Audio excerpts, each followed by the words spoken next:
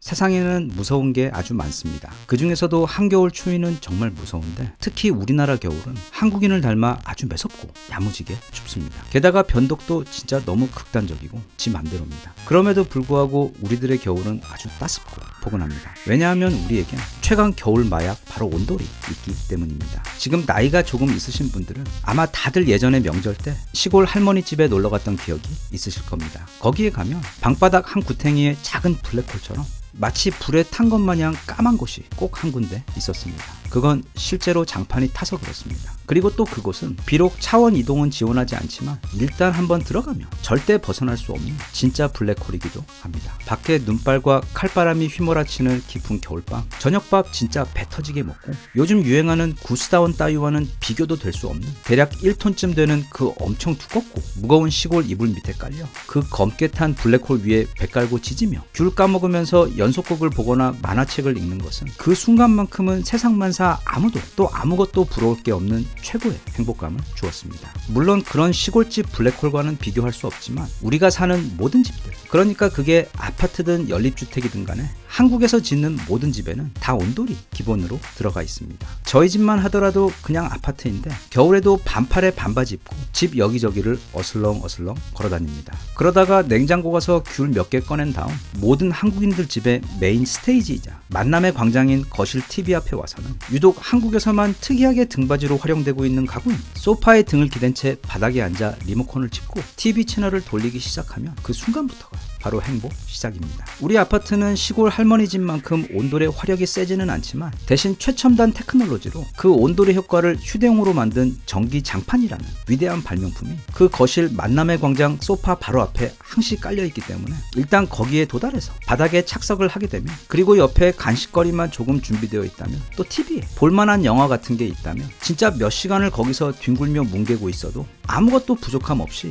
모든 게 만족스럽고 행복합니다. 게다가 소파 옆 건조대에 널려져 있는 빨래들이 피존의 은은한 향과 함께 자연 건조하면서 습도까지 알아서 맞춰주기 때문에 겨울철 대한민국 거실은 우리 인간이 서식하기에 최적의 상태를 갖춘 곳이 됩니다. 그 이름부터 뭔가 참 둥글둥글 구수하고 예쁜 이 온돌 또는 방구들 가옥 난방 시스템을 통해 우리 한국인들이 추운 겨울 방 안에 옹기종기 모여 배와 등을 지지기 시작한 것은 과연 언제부터였을까? 새삼 궁금해질 수 있습니다. 500년 전 조선시대부터였을까? 아니면 2000년 전 고구려 시대부터였을까? 온돌은 놀랍게도 무려 기원전 5000년 전으로 추정되는 한반도 신석기 유적에서도 발견되고 있습니다. 신석기 시대면 우리가 대략 이런 모습으로 살고 있었을 때인데 이미 이때부터 한국인들은 추운 겨울에 등과 배를 뜨겁게 지지는 것에 진심이었던 것입니다. 확실히 좀 이상한 사람들입니다. 그리고 그 7000년 된 한국의 위대한 발명품인 온돌의 최신 진화 버전이 바로 우리가 별 생각 없이 매일 사용하는 전기장판인 것입니다.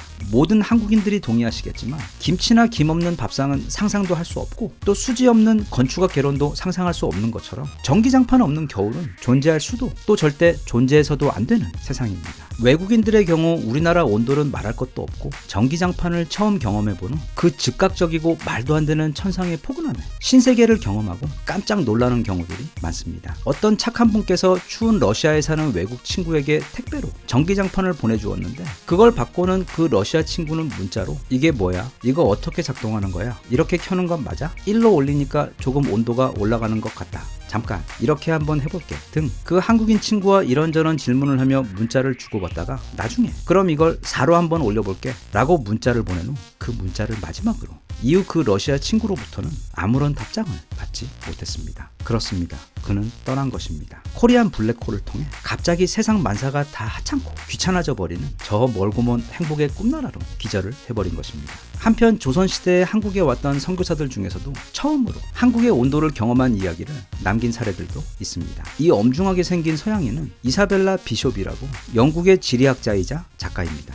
여자입니다. 그는 당시 조선 땅에 처음 도착해서 이 낯선 온도를 겪은 경험을 이렇게 기록하고 있습니다. 도착해서 대략 이렇게 생긴 집에 머물러 머물게 되었는데 또 손님 대접에는 언제나 진심인 이 한국인들이 저녁 식사 후 평소보다 더 넉넉하게 불을 떼서 그녀가 머무는 방에 제대로 온돌이 돌도록 배려했습니다. 하지만 난생 처음 코리안 온돌 맛을 보게 된 우리 이사벨라님은 마치 거대한 오븐에 갇힌 듯 서서히 뜨거워지더니 어느덧 자신을 빵처럼 굽고 있는 이 무서운 방에 놀라며 급하게 방문을 열어버렸는데 이 모습을 본 집주인이 또 황급히 달려오더니 어이쿠 호랑이 들어오네 하며 급하게 소리치며 문을 굳게 닫아버리는 것이었습니다. 숨막히는 온돌 방 안에서의 강제 지진과 또 문을 열며 찾아 들어온다는 호랑이 사이에서 그녀는 당시 측정 약 40도의 온도를 다행히도 잘 버텨낸 후 무사히 귀국해 이 기록을 남기게 되었습니다. 이 외에도 다른 여러 외국인들이 당시 한국에 처음으로 방문하며 방에 갇혀 비슷한 고문을 당했는데 그들은 한결같이 기록에 남기기를 숨도 쉴 수 없고 또 방바닥이 너무도 뜨거워 참기 어려운 이 온돌이라는 것에 누워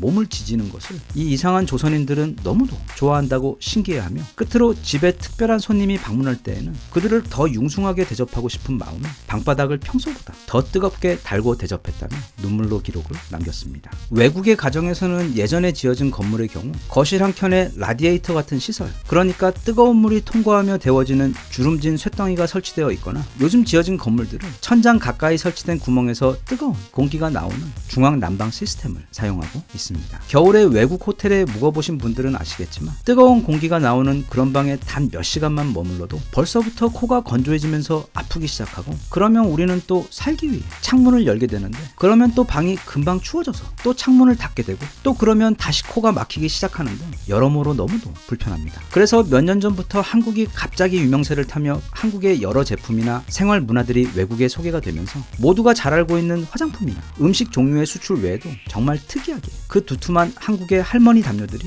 외국에서 엄청 인기를 끌었습니다. 일단 난 세상 그 누구의 눈치도 보지 않겠다고 외치고 있는 정말 아방가르드하면서도 놀랍도록 과감한 그 담요의 컬러 조합과 디자인들도 엄청 충격적이었지만 무엇보다 우리 한국 담요는 비현실적으로 너무도 포근하고 따뜻했습니다. 그렇게 이런 한국의 겨울 마약들에 대해 배우기 시작한 외국인들이 나중에는 전기장판에 관심을 가지기 시작하더니 언젠가부터는 아예 한국의 진짜 온돌을 집과 건물에 설치하기 시작한 것입니다. 그렇지만 한국 온돌은 구들장부터 해서 그 풀 시스템의 규모나 무게가 장난이 아닙니다. 그걸 통째로 수출한다는 것은 사실상 불가능합니다. 그런 한국 온돌의 수출이 가능해진 이유는 몇몇의 한국 기업에서 한국의 온돌을 마치 레고를 조립하듯 모듈로 조립하여 설치할 수 있는 제품을 개발했기 때문입니다. 그 모듈은 이렇게 생겼습니다. 일단 호야 온돌이라는 이 업체는 정사각형의 모듈 안에 뜨거운 온수가 모든 방향으로 원하는 대로 연결될 수 있는 시스템을 제작해서 매우 간단하게 그냥 바닥에 설치만 하면 한국의 아파트에서 지금 우리 한국인들이 누리고 있는 것과 똑같은 그 기분 좋은 열기가 항시 뜨겁게 올라오는 온돌 방바닥을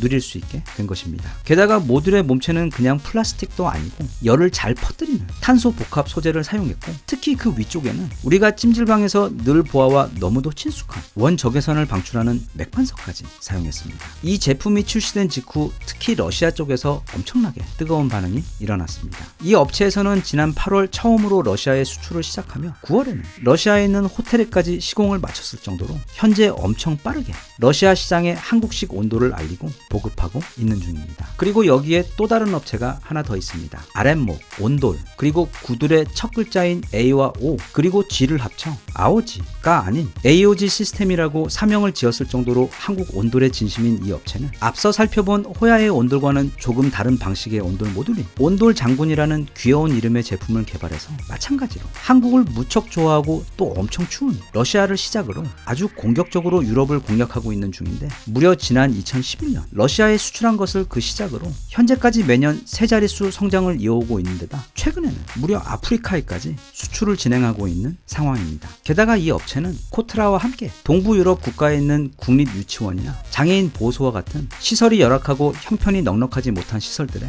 무료로 한국 온돌을 설치해주고 그곳에서 생활하는 아이들과 환자분들이 한국에서 보내온 따뜻한 온돌로 포근하게 겨울을 날 수 있도록 하는 좋은 일도 많이 하고 있습니다. 이건 제가 저 스스로를 다독이기 위해 종종 하는 생각인데 사람이 원대한 꿈을 꾸고 더 높고 먼 곳을 바라보며 사는 것도 물론 중요하긴 하지만 그렇게 너무 항상 높은 곳만 또는 먼 곳만을 바라보고 있어서 내 바로 앞에 또는 내 주변에 항상 있는 매일같이 내가 당연하게 누리고 있는 그 작지만 커다란 행복들을 놓치고 사는 것은 정말로 너무도 억울한 일입니다. 그게 부자든 아니면 사회적으로 엄청 성공한 사람이든 간에 우리 인간의 삶은 언제나 부족함 투성입니다. 불만 없는 삶은 이 세상 어디에도 없습니다. 이런 경우 승자는 그 모든 불만거리들 중에서 그래도 여전히 내가 감사할 만한 작고 소중한 행복들을 찾아 그걸 누릴 줄 아는 지혜를 깨달은 사람들입니다. 세상에는 언제나 나보다 더 적은 것을 가지고도 훨씬 더 행복하게 사는 사람들도 많다는 사실을 떠올리며 이제 슬슬 우리 한반도 동장군이 시동을 걸고 있는 듯한 이런 매섭고 추운 날에도 불만과 짜증 대신